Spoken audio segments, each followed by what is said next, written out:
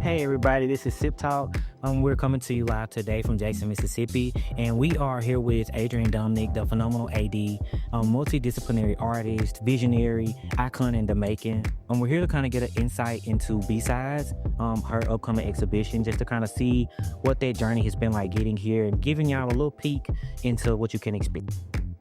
So, Adrienne, AD, of course you're a Jackson native. You know, tried and true. This your stomping ground. So how does it feel to be able to kind of like give people some insight into what your journey has been as an artist?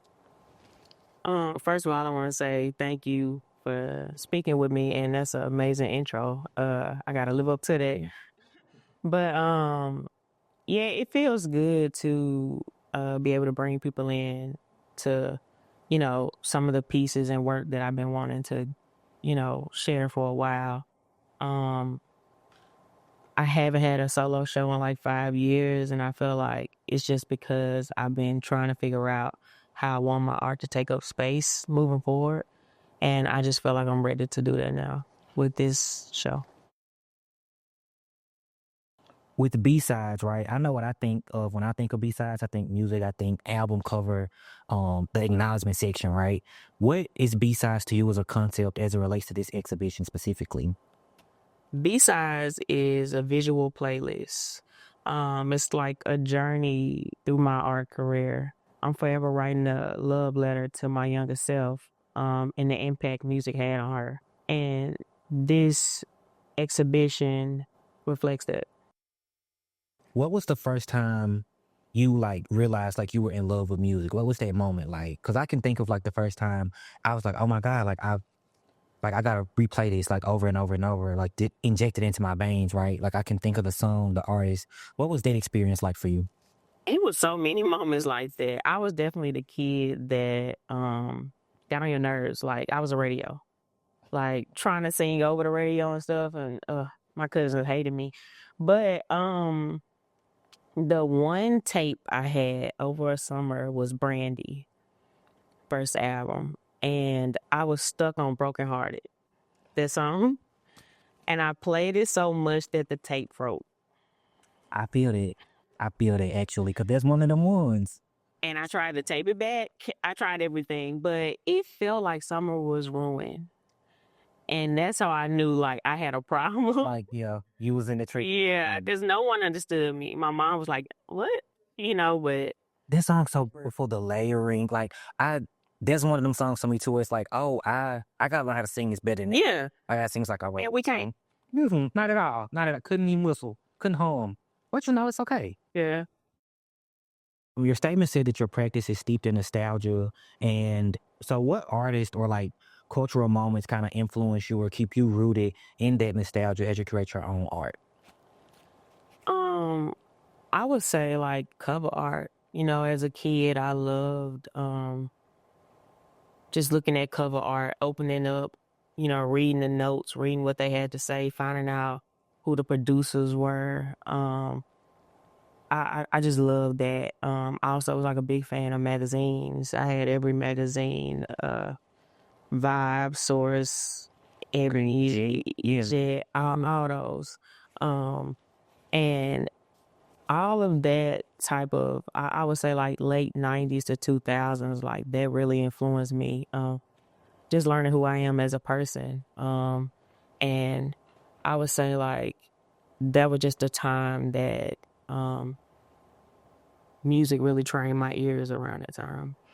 Okay, I like that trains your ear. It reminds me of like Ray Charles playing the piano by ear and like him talking about learning how to do that. Do you feel like as an artist, right, like as someone who creates visual art pieces for people to kind of engage with, that you had to train yourself to do that since you said you didn't go to school for it, or is it just something completely organic? Like how do you refine that process? Well, I didn't go to school for art, but I was an artist since a kid. I was always drawing and making stuff. I actually wanted to go to school for art, but my mom said that it wasn't a job. She didn't know that it could be. So I kind of like different times throughout my life, I put it to the side. But once I graduated from college is when I just was like, let me just see what I can do. I started with photography and just learning light and just in the studio. It's kind of where my style started to come with the painting. Just falling into the light and the shadows. I really learned a lot during that time. Okay, so I did take a look at your track list, right? Because I did a little research about you before I pulled up. And two tracks like really stuck out to me the most. Touch the Sky, because like every time I read that, I think about like Kanye West and like we gonna testify. Like I like hear testify in my mind. I don't know why. And then also Bebop, because like again, fellow Jacksonian, Bebop Record Shop was like, oh, we going to be, it was like Toys R Us for me as a kid because I love music Oh, yeah. that much. So like, can you talk to me about like why those titles or like what the sequencing was, right? Since we're giving album right now, like what was that like sequencing out all these different title tracks? I was just taking the work that I have and just trying to figure out like how would it all mesh. But that's the thing. It's like it's B-sides, which to me is just like representation of the songs that aren't the hits. They're like the deep cuts, and I've always been a fan of the overlooked part of the album. Now, I don't want to tell you about Touch the Sky because I want y'all to be surprised at that piece. Okay. But I can say about Bebop, it is just the thought. It's also nostalgic for me. Me and my mom would go to Bebop all the time, and she would let me pick up a single. But I would just stay in that section and just like that's when cover art had to do something for me, because of the cover art. Like if I was drawn to it, then that's the one that I'm gonna take home. It wasn't no internet to go look up nothing or know what's popping, and I felt like 9 times out of 10, whatever I brought home, it was just something that was magical where I was just like, you know, I put myself on to something new, versus just, somebody seen it online or something. So, Okay. I put myself on. That's how you know your icon like puts yourself. Um, so this exhibition, you kind of are talking about it, highlighting Black music culture, Black musical traditions, how that's influenced you. So to me, it sounds almost as if it's a score for your life, right? So what are like some of the scenes, right, that like you feel like your work speaks to from your life? Again, you ain't got to get like too deep in the weeds with it, right? But when I read the track list, to me it just was like I can see like in my mind it gave me images of like I can see the scene. I can like put myself in your shoes from the track list. If that makes sense. Like, so what were some of the themes or moments over your professional career, right, where you're like pulling from and saying, okay, I want to highlight this aspect of my artistry, or I want to showcase this type of like motif in my work? I would say like just trying to represent a very happy time in my childhood is probably like when my cousin introduced me to the Hot Boys and every artist that had anything to do with that. Like he was a real big fan of Southern rap, so it was a lot of UGK, 3 6 Mafia, Cash Money Records, and I love those covers. Like the covers went hard because the cover had to say something for people to buy it back then. Um, so I feel like those type of scenes forever shows up in my work.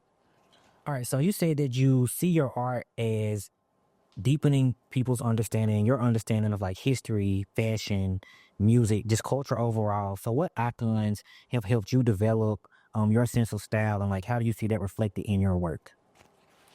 Hmm, I would say some of my favorite artists that inspires me is Andre 3000, Erica Badu, Grace Jones.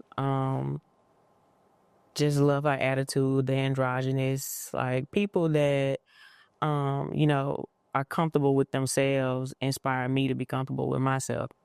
Um, so yeah, those are a few of the icons. Okay. Will we get to see any of these icons like in any of your work, or like any like little sprinkles of like kind of what they be putting down, kind of reflected? Okay, I'm excited. Adrienne, thank you so much for talking with me today, for letting Sipp Talk into your space. Phenomenal space, by the way. Love the art here. Where can we see B-sides and like really get into it and kind of, dive deep with you on the deep cuts. B-Sides and Archive is at the Mississippi Art Center, December 6th, hosted by the Municipal Art Gallery. Please come out. Don't meet me there, beat me there. B-Sides, Jackson, Mississippi. Yeah.